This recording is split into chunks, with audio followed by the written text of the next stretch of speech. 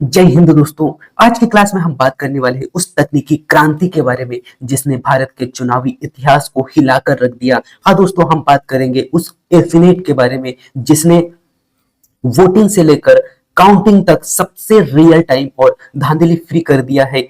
अब भारत में चुनाव सिर्फ बूथों पर नहीं है दोस्तों, बल्कि डिजिटली मैदान में भी लड़ा जा सकता है।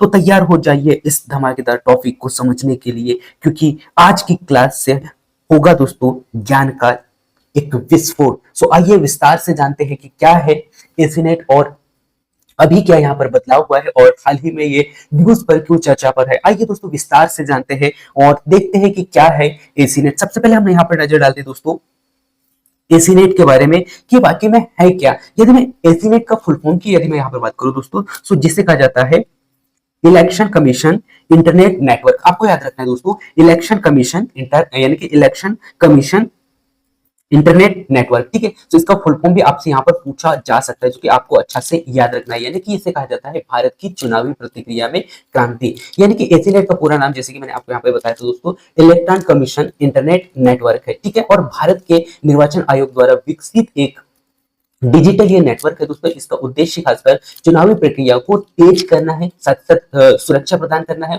और पारदर्शिता बनाना है। और यह नेटवर्क देश के विभिन्न निर्वाचन कार्यालयों को जोड़ने का कार्य करता है दोस्तों। इसके माध्यम से जोड़ा जाता है और चुनावी डेटा को रियल टाइम में ट्रांसफर यहाँ पर किया जाता है। तो ये आपको यहाँ पर समझ में आया दोस्तों कि एसीनेट क्या है। इसको मैं पुनः फिर से बताता हूँ। एसीनेट क्या है दोस्तों, इलेक्ट्रॉन कमीशन इंटरनेट नेटवर्क है, जो कि भारत के निर्वाचन आयोग द्वारा ये विकसित एक डिजिटल नेटवर्क है। ठीक है, तो यहाँ से आपको यहाँ पर समझ में आया कि जो है एसीनेट क्या है। इसके बाद में मैं और थोड़ा सा गहराई में लेके चलता हूँ दोस्तों, और हम यहाँ पर समझते हैं एसीनेट को। तो एसीनेट क्या है दोस्तों कि एसीनेट एक सुरक्षित इंटरनेट नेटवर्क का एक हिस्सा है दोस्तों, जिसे भारत के निर्वाचन आयोग द्वारा इसे क्या किया गया, विकसित किया गया है। ठीक है, तो ये आपको यहाँ पर याद रखना है। और नेटवर्क कनेक्शन यानी कि यह मुख्यालय राज्य और जिला कार्यालयों को जोड़ने का कार्य इसके द्वारा किया जाता है।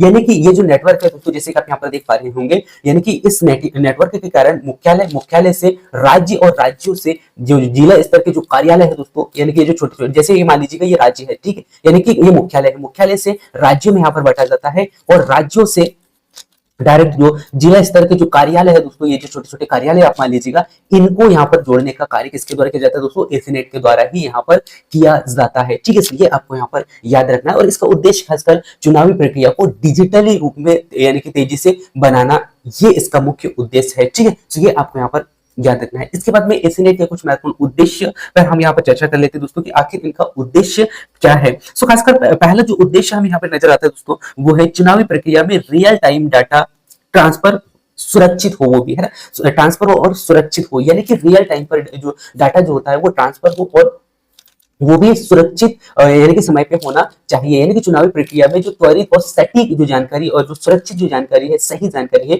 उसका आदान प्रदान हो सके। साथ साथ धांधली रहित जो चुनाव जो होता है दोस्तों, उसको पारदर्शिता और निष्कासित किया जा सके और इस प्रकार से यहाँ पर सुधार लाया जा सके। और डिजिटल रिपोर्टिंग के लिए एक बहुत यानी कि महत्वपूर्ण होता है दोस्तों कि परिणाम और रिपोर्टिंग को डिजिटली रूप में सटीकता बनाने के लिए भी ये अहम रोल निभाता है। इसके बाद में ई गवर्नेंस पे यदि मैं यहाँ पर दृष्टि डालूं दोस्तों, तो चुनावी प्रक्रिया में ई गवर्नेंस को यानी कि इसको लागू यहाँ पर करना होता है। ठीक है, सो किसके द्वारा किया जाता है, सो ई गवर्नेंस के द्वारा किया जाता है। ठीक है, सो ये भी आपको यहाँ पर याद रखना है, जिसे गणना की रिपोर्टिंग यानी कि रिपोर्टिंग कहा जाता है। ठीक है, इसके बाद में कुछ महत्वपूर्ण फैक्ट मैं आपको यहाँ पर बताता हूँ दोस्तों, और एसीनेट काम कैसे करता है ये हम यहाँ पर देखेंगे दोस्तों। यदि मैं एसीनेट की बात करूँ दोस्तों, तो यह एक प्रकार से तकनीकी सपोर्ट करने का कार्य करता है, यानी कि ये नेटवर्क एनआईसी के तकनीकी सपोर्ट से चलता है। ठीक है, सो किसके सपोर्ट से चलता है दोस्तों, ये वेरी वेरी इंपॉर्टेंट है ना, आपको याद रखना है। एनआईसी के तकनीकी सपोर्ट से ये चलता है, जिसे कहा जाता है नेशनल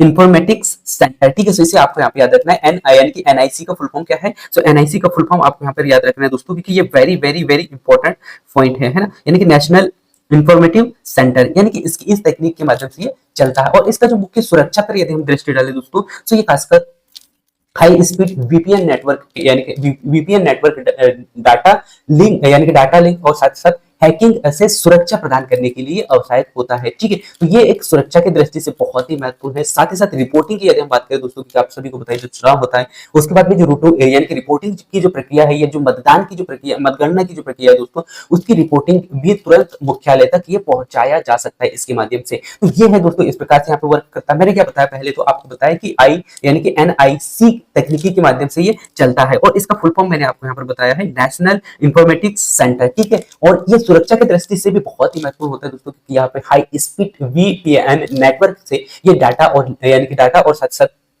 जो लीक होता है दोस्तों, लीक या फिर हैकिंग की जो समस्या होती है उससे सुरक्षा प्रदान करने का ये कार्य करता है। ठीक है, तो ये आपको यहाँ पर याद रखना है। साथ ही साथ गणना और रिपोर्टिंग जैसी जो संरचना है उसको मुख्य रूप से जो है जल्दी यानी मुख्यालय को यानी कि मुख्यालय तक पहुंचाने का कार्य करता है। ठीक है, तो ये था एसीनेट का कार्य। इसके बाद में हम यहाँ पर देखते हैं दोस्तों एसीनेट के मुख्य विशेषताएं क्या क्या है। सो खासकर पहला पॉइंट तो वेरी वेरी इंपॉर्टेंट है, जैसे कि मैंने आपको पहले ही कहा था कि ये खासकर जो है रियल टाइम मॉनिटरिंग है, यानी कि वोटिंग प्रतिशत सुरक्षा रिपोर्ट और साथ साथ शिकायतें तुरंत अपडेट या इसके माध्यम से दिया जाता है। साथ ही साथ डिजिटल रिपोर्टिंग की यदि हम बात करें दोस्तों, तो जो रिपोर्टिंग ऑफिसर से सीधे रिपोर्ट जो है दोस्तों एसीनेट पर अपलोड कर देते हैं, जिससे कि क्या होगा, ये सुरक्षा की दृष्टि से भी महत्वपूर्ण होता है। यानी कि ये केवल आधिकारिक जो है यानी कि केवल अधिकृत अधिकारी नेटवर्क का उपयोग कर सकते हैं। सो इस प्रकार से यहाँ पर जो है इसकी सुरक्षा की जाती है। यानी कि ये जो एसीनेट है दोस्तों, इसके द्वारा एक नेटवर्क यहाँ पर यानी कि उपयोग किया जाता है, जिस नेटवर्क का उपयोग जो यानी कि इस नेटवर्क का उपयोग केवल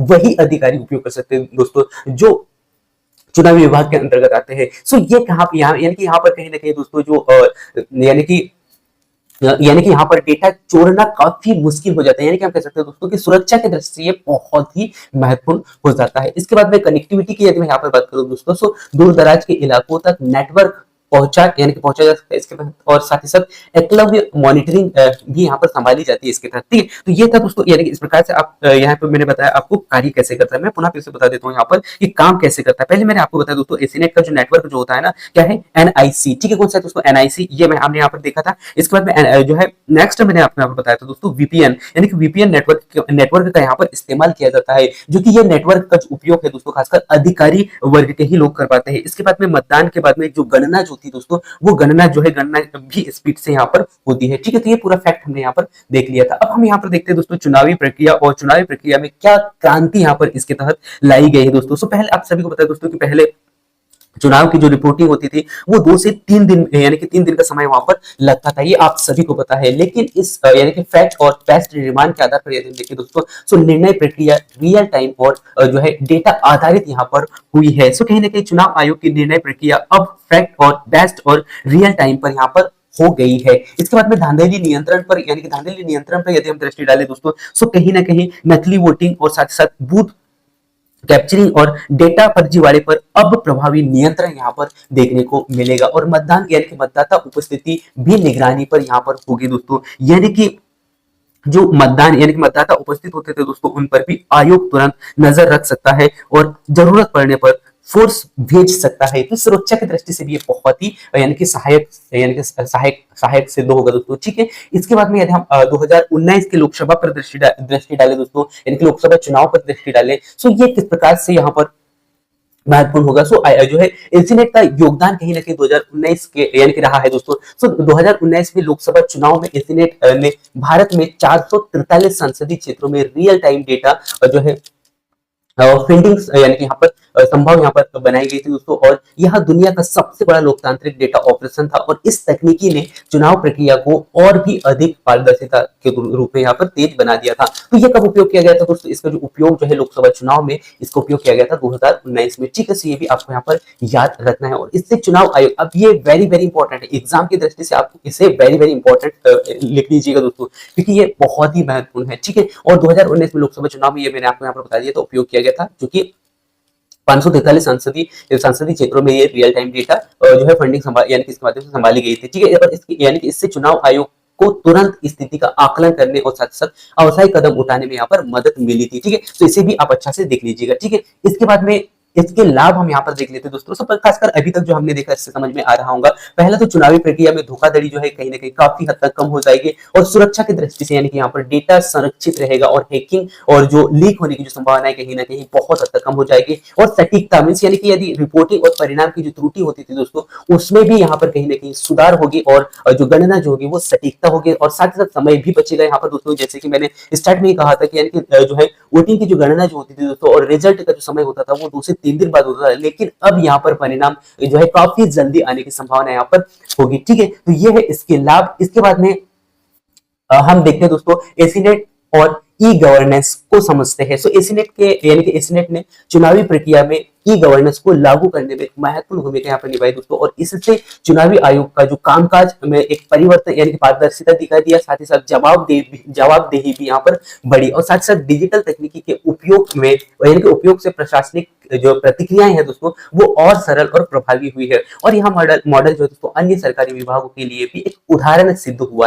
तो ये एक बहुत बड़ी एक यानी कि गवर्नेंस के तौर यानी कि इस प्रकार से हम कह सकते हैं दोस्तों कि एक बहुत बड़ी लाभ के तौर पर या एक बहुत बड़ी सुरक्षा की दृष्टि से एक बहुत ही महत्वपूर्ण ये साबित हुआ है यहाँ पर। ठीक है, इसके बाद में भविष्य के क्या यहाँ पर दिशा हो सकती है दोस्तों, भविष्य में जो है इसका और किस हद तक उपयोग किया जा सकता है या किस हद तक जो है इसे आगे बढ़ाया जा सकता है। सो यदि हम बात करें दोस्तों नेटवर्क विस्तार के आधार पर, और अधिक दूरदर्शिता दूरदर्शी जो दूर दराज जो इलाके हैं दोस्तों उन तक यहाँ पर यानी कि उन इलाकों को यहाँ पर इनके माध्यम से जोड़ा जा सकता है। साथ ही साथ तकनीकी जो है उन्नयन पे यदि मैं दृष्टि डालूं दोस्तों, तो कहीं ना कहीं सुरक्षा और गति में सुधार आएगा, और साथ ही चुनावी प्रक्रिया में एक नवाचार पर यदि हम देखें दोस्तों तो डिजिटल तकनीकी का अधिक यहाँ पर उपयोग किया जाएगा। ठीक है, उसके बाद में एसीनेट ने भारत की चुनावी प्रक्रिया में एक नई क्रांति ला दी दोस्तों, जिससे कि यह प्रणाली चुनावों को अधिक पारदर्शिता सुरक्षित और यानी पारदर्शिता और सुरक्षित और साथ साथ त्वरित बनाती है, और भविष्य में इसके विस्तार और सुधार से लोकतंत्र और भी यहाँ पर मजबूत होगा। ठीक है, तो ये था दोस्तों पूरा एसीनेट, और इसको मैंने